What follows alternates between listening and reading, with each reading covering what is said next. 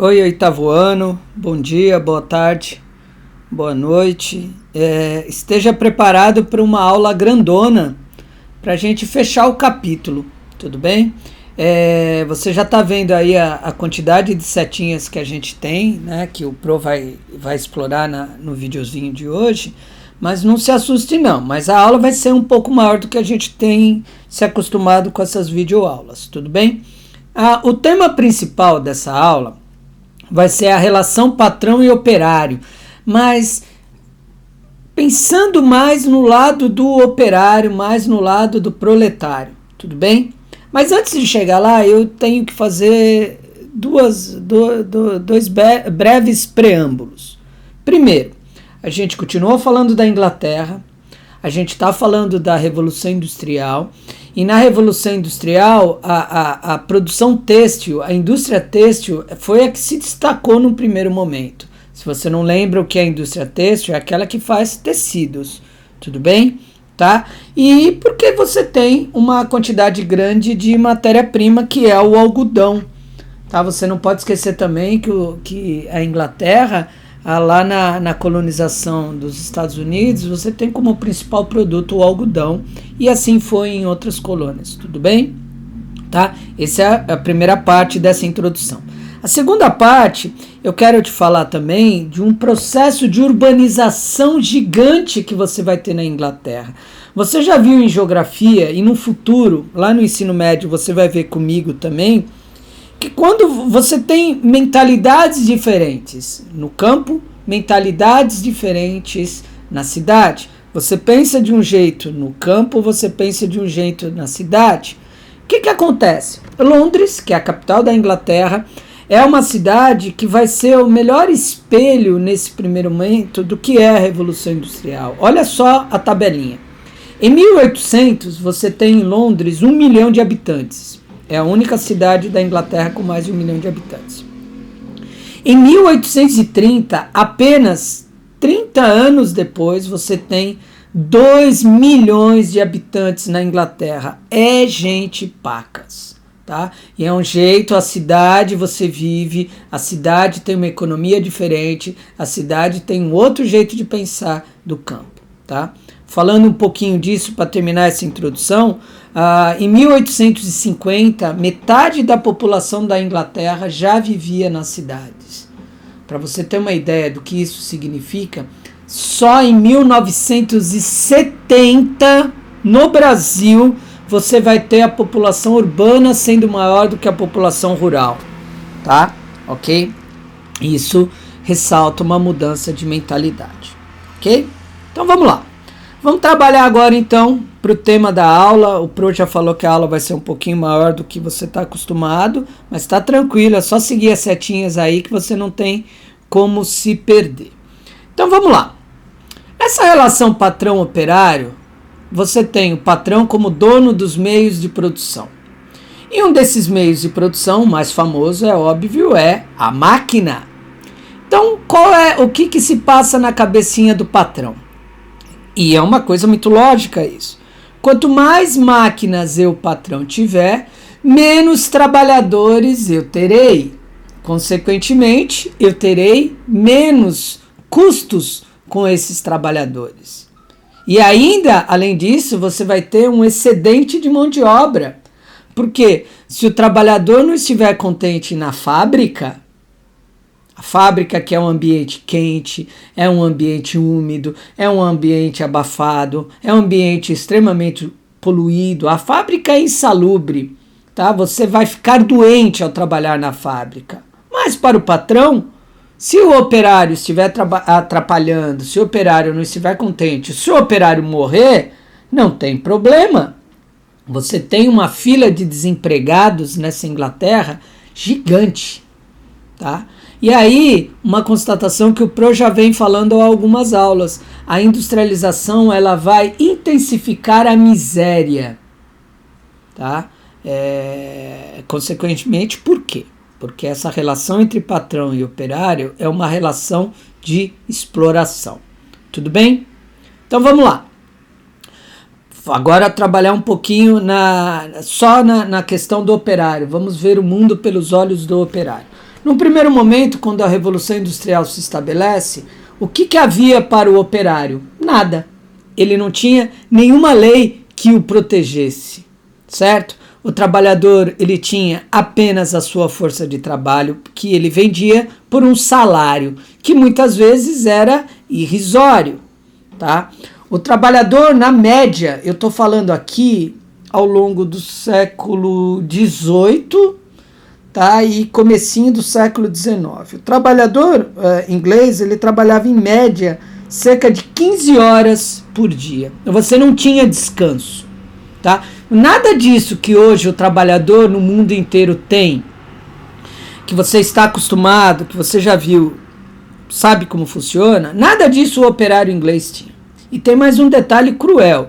As mulheres e as crianças, elas recebiam salários inferiores, salários bem menores do que do homem, tá? E, como eu já disse, como o ambiente da fábrica ele é insalubre, ele é prejudicial à saúde, você vai ter doenças proliferando e acidentes, né? Você pega uma criancinha de 5, 6 anos para trabalhar na máquina, o que vai acontecer? Ela vai perder o dedo, ela vai perder o braço, ela vai perder a vida, tá? Falando de doenças, isso tem a ver com as moradias dos operários. O operário ele não pode perder tempo, então começarão a surgir vilas em torno das fábricas. Então, as moradias, elas são extremamente precárias. Saneamento básico, cara, você está viajando, isso não acontece. Então, você tem um cenário extremamente precário, você vive próximo à fábrica, e esse cenário de sujeira, de amontoado de gente, de precariedade, vai ser um prato cheio para as epidemias, principalmente de cólera e tifo. As pessoas, elas morrerão nessas vilas. Tá? Então, você lembra aquilo que eu falei agora há pouco? Que a Revolução Industrial ela vai intensificar a miséria. Tá? Agora, o operariado, o proletariado, a base da pirâmide social, ela leva porrada. Ela é explorada. Mas chega um momento que essa base da pirâmide, ela acorda, ela percebe que ela está sendo explorada e que isso é errado. Então, enquanto a exploração ela está acontecendo, o operariado, o proletariado, ele começa a procurar também formas de se organizar para lutar por seus direitos. Então você começa a ter na fábrica conflitos entre operários e patrões, tá? Invariavelmente, os patrões vão mandar embora seus funcionários. Então, no primeiro momento, essa organização dos trabalhadores, ela terá como foco duas coisas. O fim da exploração no trabalho e o fim das demissões em massa. Porque se o patrão não está contente, ele demite todo mundo e contrata outro grupo de trabalhadores por, sei lá, 80% do salário. Esse jogo acontece. Então os trabalhadores vão começar a se organizar. No século XVIII, vai acontecer um fenômeno muito doido na Inglaterra. Qual é o fenômeno? Os operários, eles vão começar a destruir as máquinas da fábrica. Porque para o operário, o inimigo, nesse primeiro momento, é a máquina. Certo? Então, na cabecinha do operário, ele destrói a máquina, ele resolve o problema. Os operários, nessa época, nesse segundo momento, ainda não tinham descoberto que, na verdade, o inimigo, de fato, era o patrão. Na verdade, o inimigo era o dono do meio de produção. O inimigo era o burguês. Esse movimento de quebradeira de máquinas tinha um nome, era chamado de ludismo. Ludismo, ok? Haverá momentos na Inglaterra que destruir máquina vai significar pena de morte, tamanho o problema da coisa, tá? Mas os operários, nesse processo de desenvolvimento da mentalidade, perceberam que estava errado isso, que o problema não era a máquina. E aí, o que eles vão se juntar? Já na passagem do século XVIII para o século XIX. Vão surgir associações de auxílio mútuo. Tá? São associações, grupos de trabalhadores que vão se juntar, vão se unir e vão buscar lutar por direitos, vão apresentar reivindicações para seus patrões. Tá? Essas associações de auxílio mútuo, elas vão evoluir para aquilo que a gente conhece, para aquilo que a gente chama hoje de sindicato. Tá?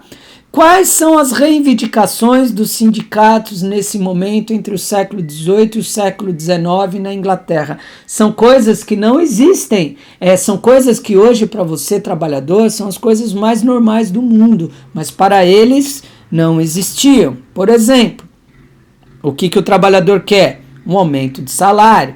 O que o trabalhador quer nesses sindicatos? Redução da jornada de trabalho. Tá? Você vai ter trabalhador trabalhando 20 horas por dia, 18 horas por dia. O que esse trabalhador quer? Ele quer descanso semanal. O que esse trabalhador quer? Ele quer férias. Tá? O que esse trabalhador quer? Que o trabalho infantil seja proibido. Então os sindicatos lutarão para isso. E aí você tem 3 formas. Os sindicatos farão manifestações, os sindicatos criarão jornais e os sindicatos farão greves, tá? Num primeiro momento e em vários momentos, e isso acontece até hoje no mundo inteiro, um cenário de greve muitas vezes ele vai ser reprimido com violência, tá?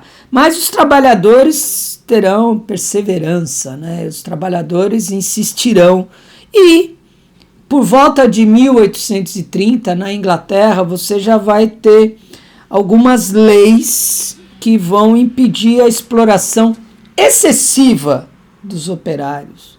Tá? Então você vai ter um aumentozinho de salário aqui, um descanso semanal ali, redução da jornada de trabalho de 15 para 10 horas, o trabalho infantil vai ser proibido, tá? As leis começam a surgir apenas em 1830. Ufa, bastante coisa, né? Bom, a gente acabou o capítulo, tá? Eu acho que ficou muito claro, desde o trabalho de tempos modernos, essa relação de exploração entre patrão e operário. Eu acho que isso está bem evidente, a gente trabalhou, o PRO debateu bastante isso, né? A gente fez bastante coisa em sala de aula, a gente está bem craque nesse assunto. Então, o que o PRO quer? Você assistiu essa aula, você está vendo as setinhas aí, tem bastante trabalho nessas setinhas. O que eu quero que você faça? Você faz as setinhas no seu caderno para manter a organização do seu caderno e depois manda a foto do seu caderno bonitão, tá? Porque eu acho que vai ficar bem bonito no seu caderno. Manda a foto no Classroom das páginas do seu caderno com essas setinhas, ok? Então a gente terminou o capítulo de Revolução Industrial. A temática patrão e operário, essa relação de exploração, a gente trabalhou bastante. Espero que esteja tudo bem evidente para a gente, ok? Obrigadão, juízo, se cuide e até as próximas aulas. Tchau, tchau.